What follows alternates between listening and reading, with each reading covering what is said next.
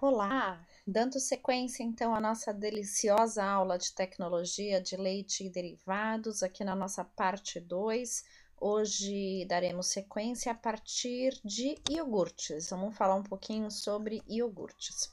Os iogurtes, então, são produtos produzidos a partir do leite e que podem ou não ter a adição de outros ingredientes. Ele é obtido através de uma fermentação com ou sem adição de bactérias, né? Então, normalmente nos iogurtes, as bactérias presentes são os Streptococcus thermophilus e Lactobacillus bulgaricus, e essas bactérias, elas que dão esse sabor ácido característico, né, específico dos iogurtes.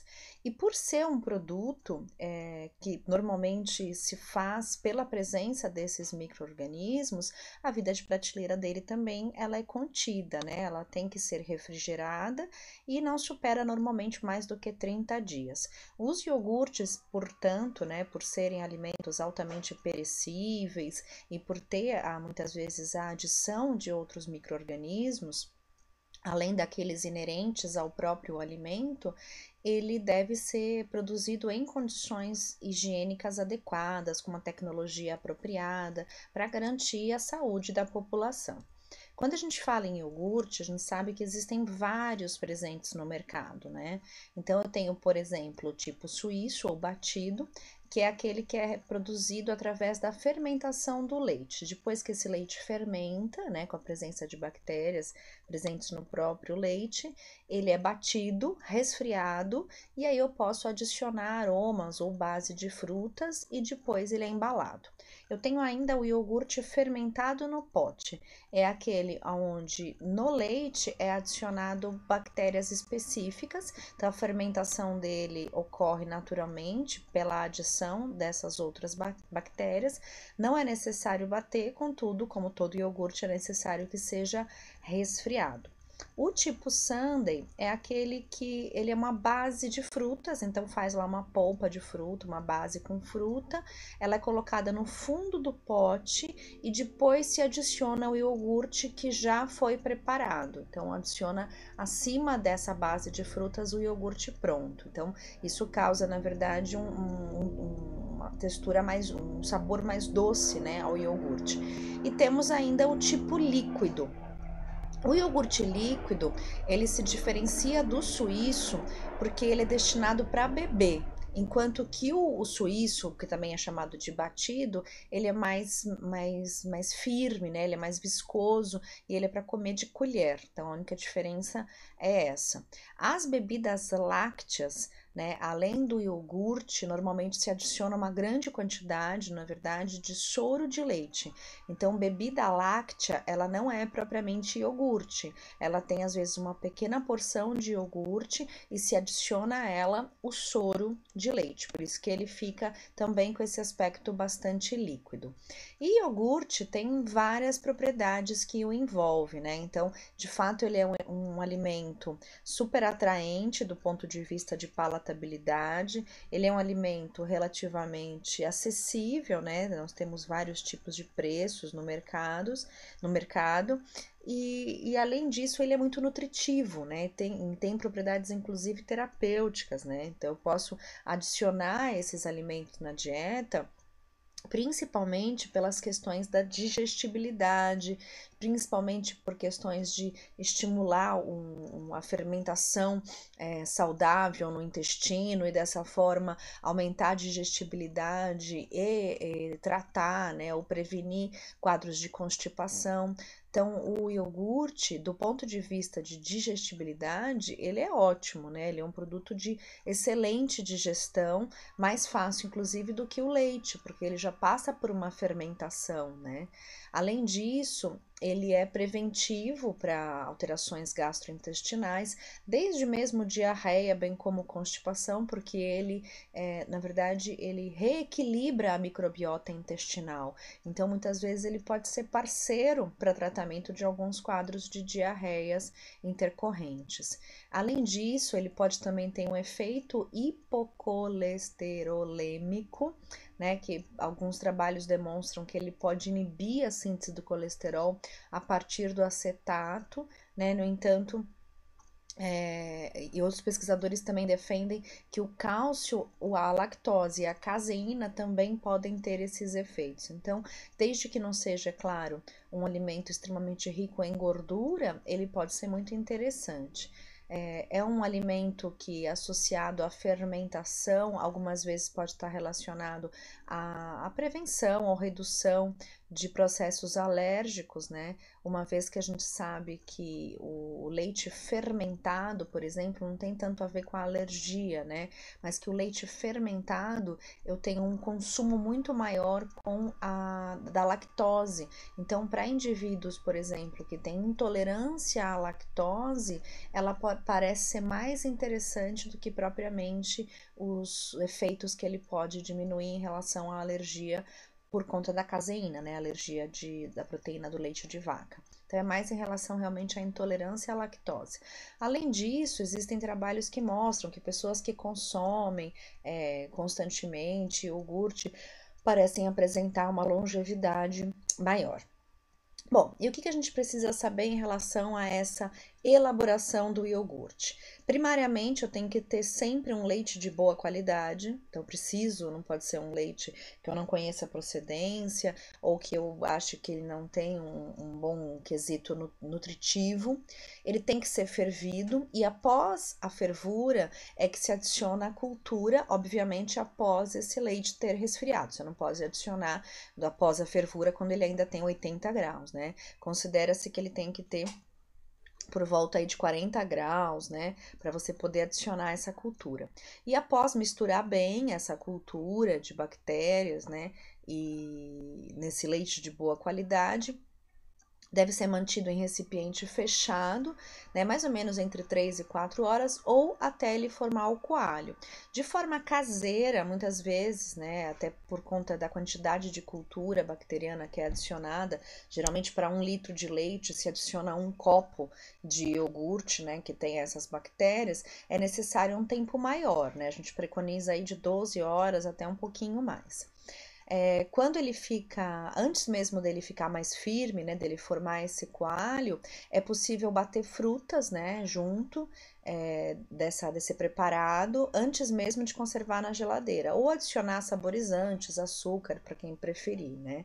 É interessante que ele sempre seja conservado na refrigeração, na geladeira, né, em no máximo 8 graus Celsius até o seu consumo, porque trata-se de um alimento muito rico em micro-organismos. Então, é necessário baixar um pouco essa temperatura para que essas bactérias mesófilas, principalmente, não tenham condição para poder se multiplicar a cada ciclo aí de 12 e 24 horas. Bom, um outro produto derivado do leite que tem um valor agregado, um valor de mercado bastante interessante, é o doce de leite, né? O doce de leite, por muitos anos, ele foi um dos produtos derivados de leite mais produzidos, porque ele aumenta muito a vida de prateleira, mais inclusive do que o iogurte, porque ele tem uma perecibilidade bem menor, né? E para a elaboração desse doce de leite, eu tenho alguns critérios também. Então, para enlatar, para colocar em lata, sempre eu tenho que ter um leite de boa qualidade, com um índice de acidez de 19 graus Dornick, né? Então, ele não pode, claro, apresentar uma acidez muito alta, porque isso significa contaminação bacteriana, conforme nós vimos anteriormente, e isso não é interessante. A gordura do leite deve ser padronizada em 1,5.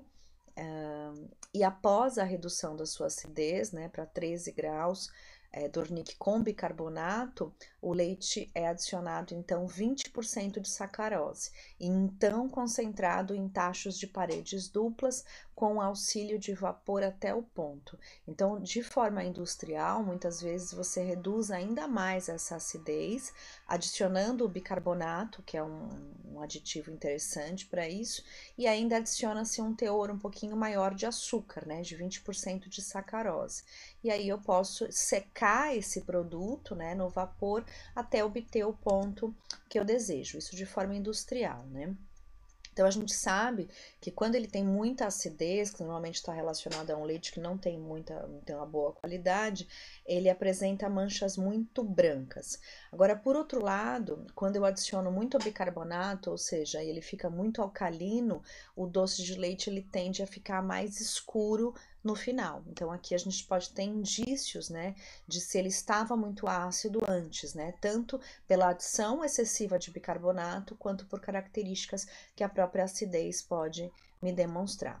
Então eu tenho aí uma enormidade de texturas, consistências que esse doce de leite pode apresentar e que envolvem tanto o processo tecnológico aplicado na indústria ou mesmo de forma artesanal, bem como a relação dele com a qualidade do leite. Então, esses aspectos podem estar visíveis, né, quando a gente observa essa textura, essa consistência. A verificação do ponto do doce de leite é uma etapa muito importante também, né? Nós realizamos essa etapa no laboratório e ela pode ser feita de diversas maneiras, né? O que é verificar o ponto? É verificar se ele já está mais firme, verificar se ele já está com aquela textura de doce mesmo, que ele não é mais leite. Então eu posso pegar uma gota desse doce e adicionar sobre uma pedra de mármore, esperar esfriar e ver como é que está a consistência. Isso pode ser feito. Ou ainda eu jogar algumas gotas, 1 ou 2 gotas, num copo de água fria, esperar que ela forme aquele corpo de fundo, né? Desce até o fundinho, e aí depois com uma colher eu amasso para ver se esse doce se dissolve, né? Aí eu vou ver o ponto que ele tá. Ou ainda fazer o teste mais comum, que é colocar entre o polegar e o indicador e fazer aquele teste do puxa-puxa, né? Para ver a textura dele, como ele tá, se ele já tá começando a colar, né? E uma vez atingindo o ponto que você deseja, é interessante que pare completamente o aquecimento, né? Desliga o fogo e aí eu promovo um resfriamento do doce que estava lá super alto, né? Mais de 100 graus, para por volta aí de 70 a 75 graus. Esse resfriamento parcial ele deve ser realizado antes dele ser colocado em lata.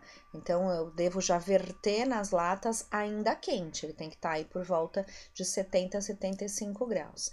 Esse aquecimento, inclusive, ele é suficiente até para deixar essa lata estéril, né?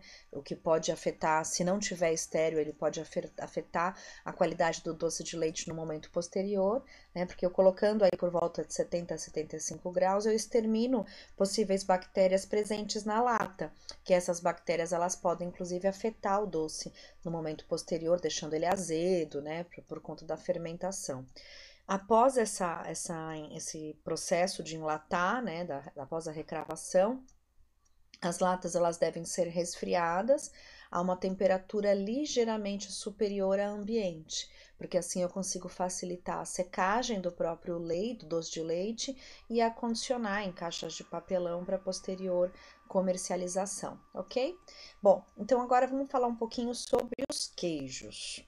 Os queijos também são derivados lácteos, né? E eu defino queijo como aquele produto que é obtido a partir do leite coalhado. Então, todo leite, todo queijo, ele tem que ter sido coalhado, no qual eu separo o soro e daí eu vou passar por um processo de amadurecimento, que esse processo de amadurecimento é que vai dar as características desse queijo. Então, quanto mais amadurecido ele for, né, muitas vezes está relacionado, na verdade, com um processo de desidratação e crescimento de bactérias específicas, é que vai dando a característica específica de cada queijo.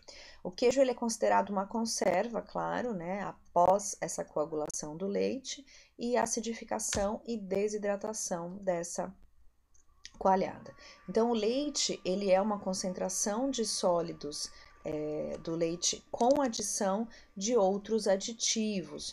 Então, esse coalho, o que é utilizado, na verdade, é ele que vai coagular o leite. Normalmente a gente usa quimosina, mas pode usar outros, desde que forme a coagulação do leite, você pode utilizar outros aditivos. Então, de forma caseira, por exemplo, é possível coalhar o leite com adição de limão, né? Lembrando que o inconveniente é que o limão ele dá um sabor, né, específico no leite. Então, dependendo da quantidade que utilizar, ele pode afetar o sabor no final. Então, uma forma muito interessante é a utilização da própria quimosina, né, que a gente encontra ela tanto na forma sintética quanto na forma natural, né, que é o caso desses fermentos bacterianos, né, que eles acidificam e formam a coalhada.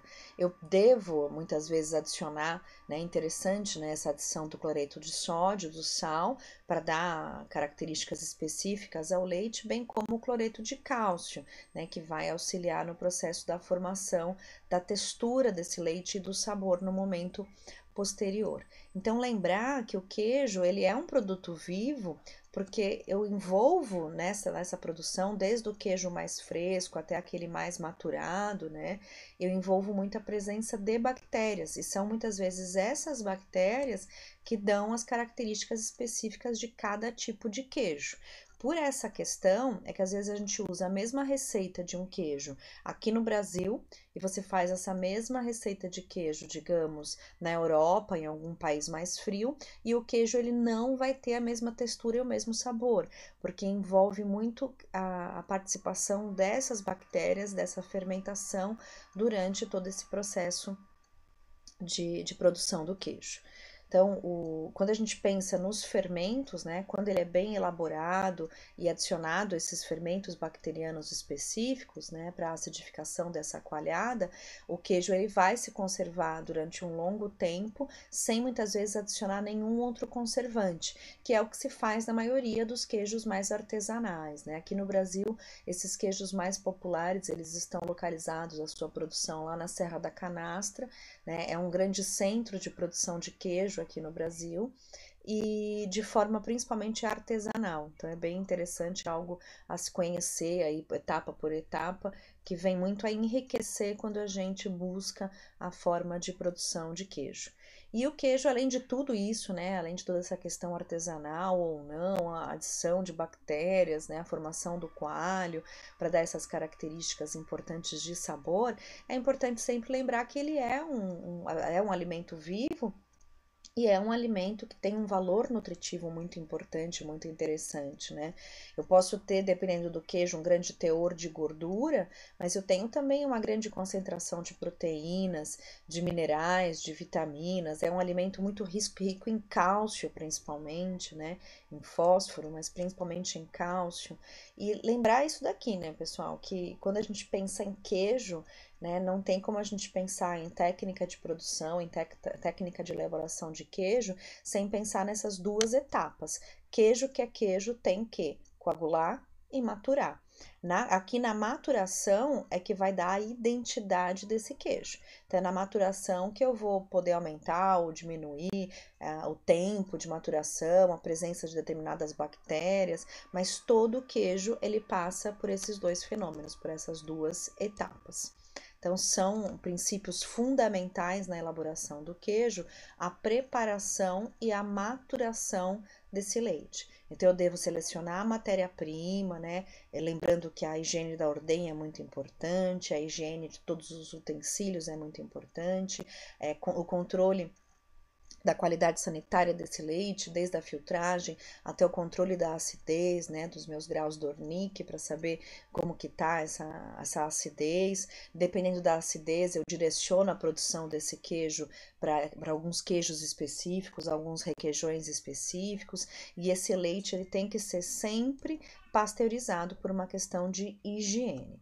Então, a pasteurização ela é empregada para garantir ao consumidor um leite seguro, lembrando que essa pasteurização ela consiste num tratamento térmico do leite, né, que gira em torno de 70 a 75 graus, sempre inferior ao ponto de ebulição. A gente sabe que nessa temperatura a gente consegue exterminar grande parte, ou se não todas as bactérias mesófilas de importância que poderiam fermentar esse leite de forma precoce ou até estragar o meu produto, né? Então, industrialmente eu uso esses aparatos de grande escala, né, para poder fazer a minha pasteurização, senão podem ser utilizados aparatos mais artesanais ou não.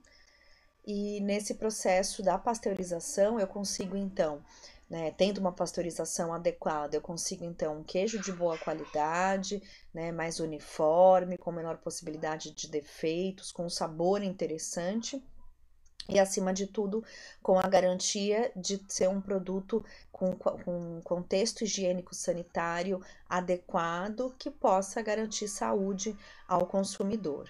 Então, esse processo de pasteurização, ela implica, inclusive, no uso posterior de fermentos, né, que são os conhecidos fermentos láticos, que irão conferir ao queijo uma característica desejável. Então, fazendo a pasteurização, eu posso, no momento posterior, adicionar aquelas bactérias que eu desejo, e são elas que vão fazer com que o meu queijo tenha as suas características específicas e seja agradável ao palatar. Então, o leite, né, ele contém bactérias naturalmente láticas, que na grande maioria elas são aqui destruídas na pasteurização, por isso que eu devo repô-las no momento posterior. E muitas vezes pode ser a presença de lactobacilos, de leuconostoque, de streptococcus, essas são as mais comuns. E esses micro-organismos, né, eles ajudam inclusive na maturação desse produto, né? Ele consome carboidrato, ele consome proteínas, ele consome as gorduras. Então, quando ele consome o carboidrato, né, por glicólise, ele vai dar a produção do ácido lático, o que vai fazer com que eu tenha uma acidez específica presente em todos os produtos que são derivados lácteos, né? Quando tem o consumo de proteínas também dá um sabor e um aroma específico, bem como pelo consumo da gordura, né, que também pode dar sabor e aroma específico. Às vezes, se acelerado demais, é o que a gente pode, aqui quando consome muito essa gordura, é o que a gente fala que pode causar a rancificação, né, dessa gordura. Então, vejam que eu tenho que preparar e maturar esse leite e tenho que também, anteriormente, promover essa coagulação do leite. Na coagulação do leite, ela pode ocorrer de duas formas, a coagulação ácida ou a coagulação enzimática. Na coagulação ácida é quando eu reduzo o pH, como eu citei para vocês, né? Eu posso adicionar, por exemplo, até limão, né, que é extremamente ácido, ou ainda adicionar micro-organismos que possam resultar na produção do ácido lático e isso diminuir o pH, favorecendo a minha coagulação, ok? Bom, além disso, eu também posso ter a coagulação enzimática, né, que é uma das mais comuns, que geralmente ela se obtém pela adição do coalho, que é um elemento extraído de origem animal do estômago, geralmente de bovinos, né, durante o período da amamentação láctea, que é a quimosina, né, que também pode ser chamada de renina. Então, ela é que acaba promovendo essa coagulação numa temperatura aí por volta de 30 a 37 graus, e em temperaturas muito baixas ou muito mais altas eu acabo destruindo. Por isso que quando a gente adiciona essa enzima de forma industrial ou mesmo artesanal, que foi o que a gente fez na nossa aula prática, eu tenho que ter certeza que a temperatura do leite para adicionar essa enzima, ela tem que estar aí entre 28 e 37 graus. Se tiver muito baixa ou muito alta, eu inativo a ação da enzima. Então, até formar o coalho, eu tenho que ter a garantia dessa ação enzimática. Então, depois que ele acaba coalhando, formando o coágulo, né, eu posso colocar ele em formas específicas, por isso que a gente acaba ficando com aquela característica, né, de queijo Minas, né, que foi o que a gente fez lá na nossa aula prática, inclusive, que vocês comeram depois, mas eu não consegui encontrá-los para comer. E no processo de coagulação, né, eu tenho também a caseína, que se separa dos demais elementos do leite. E aí ele acaba formando aquele corpo sólido que a gente viu, que é a coalhada, que se separa, lembra que a gente passou a faca, né? Que se separa pelo líquido, que pode ser esverdeado ou não, às vezes ele fica meio esbranquiçado mesmo, e que é conhecido como soro.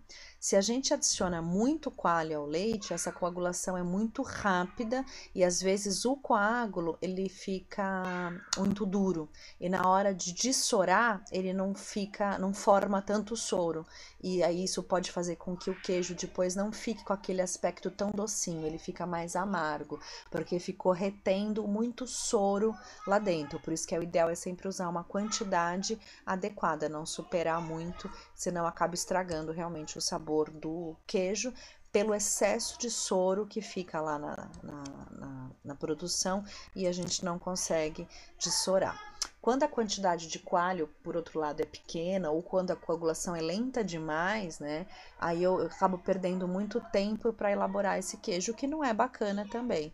E aí, nesse caso, às vezes eu tenho perda de proteínas que acabam indo embora em excesso nesse soro, né? E o rendimento do queijo fica muito pequeno, que é o que acontece às vezes, alguns grupos, sempre acontece isso, de ficar muito ralo, né? Às vezes é porque adicionou coalho de menos ou não deu o tempo correto para essa coagulação, tá?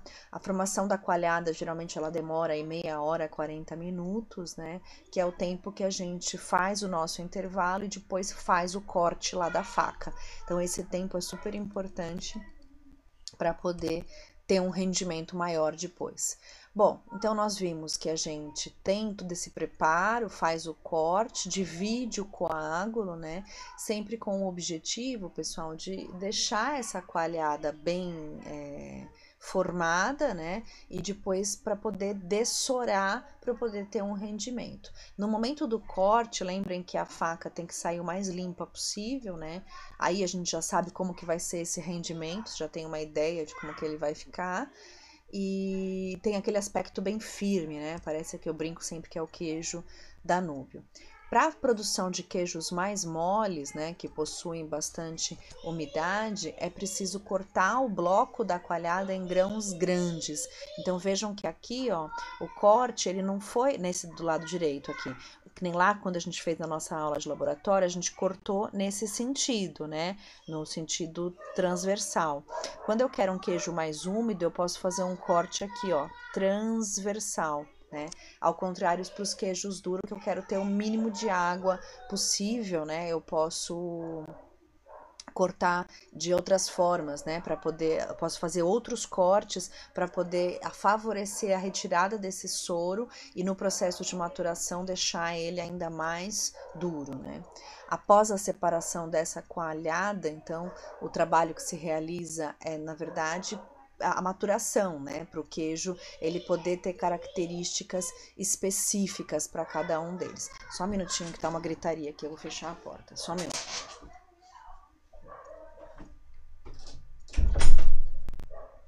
Bom, então após a separação dessa coalhada, o trabalho que se realiza é fazer com que esse queijo seja diferente, cada queijo vai ser de um jeito. Então, se você encerra esse processo aqui, após a coalhada e o corte desse coágulo, eu tenho o queijo fresco, o queijo Minas. Agora, se eu quiser que ele comece a ressecar ainda mais, que a retirada do soro seja cada vez mais lenta, porém por um período mais longo, aí eu vou ter uma característica específica para cada um desses queijos. Então, em alguns queijos, né, ele se agita, em outros se deixa em repouso e assim sucessivamente. E posso colocar, de repente, em alguma estufa, algum local com uma temperatura específica para estimular o crescimento de bactérias específicas. Então, depende de como você vai processar esse queijo a partir do corte da coalhada, né, a partir do corte do coágulo, é que ele vai ter características específicas. Então, depois que eu dissoro, né, que eu moldo essa coalhada para ele me dar aquele aspecto do queijo, agora ele vai ter as suas características específicas. Então, os queijos, né, o processo de prensagem, lembrem que a gente pôs até o peso, né, para retirar todo aquele soro e depois disso eu posso fazer a salga ou não, né, desse queijo. Posso ter salgado antes também, dependendo do queijo que eu desejo obter. E ela pode ser feita de diferentes formas, né? Eu posso fazer na própria massa, eu posso fazer a seco ou eu posso fazer ainda na salmoura, né? Então, depois que eu moldei, depois que eu salguei, aí então eu volto agora para minha maturação desse queijo, que é o que vai dar aquelas características específicas. Então, o tempo de maturação, ele varia de acordo com o tipo de queijo que está sendo elaborado, né? Então, durante esse período é que ele vai sofrer consecutivas reações bioquímicas que vão dar o sabor específico. Lembrando, pessoal, que aqui na maturação do queijo, quanto menor o teor de água, então quanto mais eu dessorei, melhor, porque eu reduzo a perecibilidade e faço com que ele tenha características específicas. O processo de maturação dos queijos, ele é regulado pelas condições, então, de estocagem e temperatura, né? Uma vez que quanto mais duro ele for, maior foi o tempo de maturação. Quanto mais duro, maior o tempo de maturação, significa que ele tem um teor de água menor, então a perecibilidade dele é menor. Tanto que esses queijos mais duros, né, mais firmes, eu nem preciso estocá-los na geladeira. Bom, então veja que aqui, né, o tempo de maturação de um parmesão, por exemplo, é de 14 meses, mais de um ano. Por isso que são queijos também mais caros, né, pessoal? Cheddar de 3 a 6 meses, lembrando que o cheddar tem um teor de água um pouco maior, muitas vezes tem adição de amido, né? A legislação prevê lá uma taxa que pode ser adicionada, mas até pela textura mais de gelatinização que ele apresenta, tem também uma adição de amido. O suíço de 2 a 6 meses, o prato 1 mês, o Minas curado 1 mês, o Gouda 1 mês, o Camembert, veja que ele também é mais molengo, né? É um dos meus preferidos, inclusive, por isso que eu coloquei até a foto dele aqui, que eu adoro. Mas ele é mais curtinho, ó, 3 semanas, porque ele é um queijo mais úmido, né? E por isso tem que ser conservado em geladeira. Após o processo de maturação, então, os queijos já estão prontos. É o que eu falei, depende da característica de cada um. Os mofos ou bolores podem aparecer e tudo controlado. Se for mofo ou bolor controlado, ele faz parte dessa maturação, ele faz parte da característica desse queijo. Por isso que cada região, cada país consegue fazer um queijo específico, porque mofo e bolor cresce de acordo com as características do ambiente também, né? Então, nos queijos curados, os mofos são desnecessários e podem, inclusive, até ser prejudiciais, né? Podendo causar aquelas fendas, né? Por isso que é permitido usar um antimofo na sua produção, porque senão eu tiro a característica de queijo curado. Qual que é o antimofo que normalmente deve ser utilizado? É o ácido benzoico, que é dissolvido em álcool a 10%. Então, inicialmente se limpa esse queijo, depois mergulha o queijo nessa solução por 3 a 5 minutos. É uma forma de esterilizar esse queijo em questão desse mofo, né? Então, o queijo curado não tem mofo.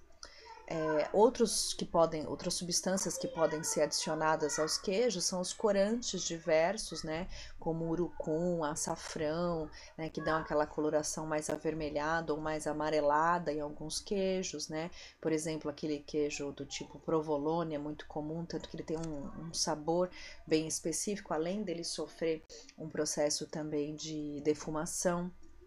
A filagem, né, que é deixar aquelas tiras, né, uma tirinha que é feito a quente, né, é muito comum isso para provolone e para mussarela, além da defumação, né, a defumação ela tem uma certa ação também para controle sanitário, né, ela tem uma ação germicida, que não é uma forma assim super ultra eficaz, mas ela reduz a quantidade de alguns grupos de bactérias, além de dar aquele sabor característico, né, a casquinha. Então, defumação também é um processo feito para a produção de alguns queijos específicos.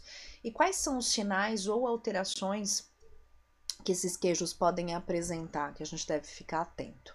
Bom, toda vez que eu tiver um sabor amargo ou muito ácido no queijo, isso pode estar relacionado a algum erro, né? Alguma falha aí no processo de elaboração. Na maioria das vezes está relacionado com uma temperatura que foi utilizada, né, acima ou abaixo, podendo levar à produção desse sabor mais amargo, ou ainda, como aquilo que eu já falei para vocês, né, quando forma muito coágulo, adicionou muito coalho e aí ele acaba coagulando demais e dá esse sabor mais amargo. Ou ainda ficar muito salgado, né, quando usa muito sal, que além de ficar muito salgado também realça o sabor amargo em alguns queijos. Mancha no queijo, né? Mancha ou coloração, né? Sem uniformidade. Mancha azul, cinza ou preta geralmente está relacionado à presença de bolores ou mofos indesejáveis. Então precisa saber qual é o queijo que está comendo. Não é comum ver isso, por exemplo, numa mussarela, num parmesão, né? Então normalmente está relacionado mesmo a um mofo, a um bolor que está lá de forma inconveniente. As manchas vermelhas, essas são punk, né? Muito comum a gente ver isso não só em queijo, mas em iogurte, né? Elas são as piores, porque elas penetram no queijo, penetram em alguns outros derivados lácteos também e causam um sabor, um cheiro também muito desagradável, né?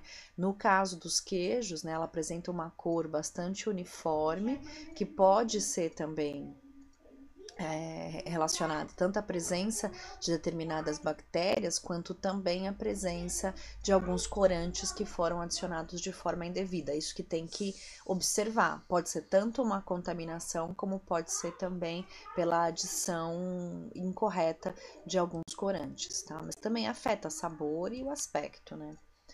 Bom, rachaduras, né, que a gente chama, ou esfoliações ou olhaduras. Normalmente isso está relacionado também a uma contaminação bacteriana, mas é uma presença de bactérias que são capazes de produzir gás, por isso que ele abre, por isso que ele racha, né? E além disso, esses queijos acabam tendo também um sabor mais amargo. Correntes de ar no local da produção, onde os queijos são deixados, né, para maturar, também podem produzir esses efeitos. Então, isso que precisa observar, se é a corrente de ar ou se é a presença de bactérias. O que a gente chama também de inchação dos queijos é uma alteração também em queijo, né? É importante saber que nesses casos de inchação podem ter dois tipos. Uma que pode ocorrer logo após a elaboração do queijo ou nos primeiros dias, essa é conhecida como inchação precoce, e outra que pode acontecer só muito tempo depois que já passou até pela maturação. Essa é chamada de inchação tardia.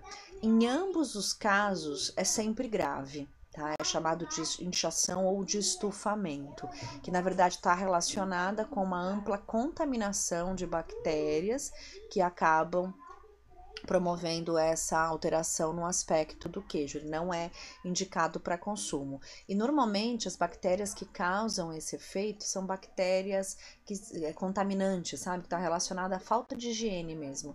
Tanto que pode vir desde lá da ordenha, se é um produto mais artesanal, né? Ou que não teve qualidade na produção lá daquele leite, bem como do indivíduo que manipula, ok? Bom, então espero que vocês tenham aproveitado essa aula, que eu tenha esclarecido alguns aspectos de produção de iogurte, de queijos, e eu espero vocês na nossa próxima aula. Até lá!